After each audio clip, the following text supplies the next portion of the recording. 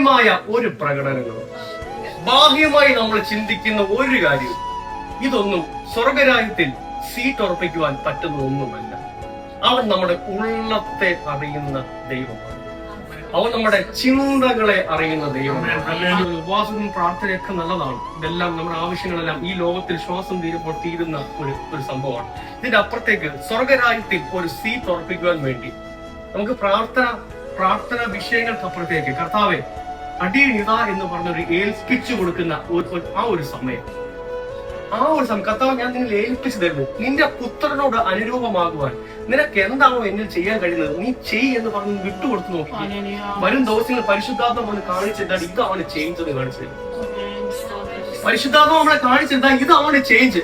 നീ ഇങ്ങനെ ഒന്ന് വിട്ടുകൊടുത്തപ്പോ നിനക്ക് ചേഞ്ച് വേണമെന്നല്ല പറഞ്ഞത്, ഇതാണ് നിന്റെ ചേഞ്ച്. ആ ചേഞ്ച് നമ്മളെ കൊണ്ട് ചിന്തിക്കാൻ കഴിയുന്നത് നമ്മളൊന്ന് വിട്ടുകൊടുക്കണം.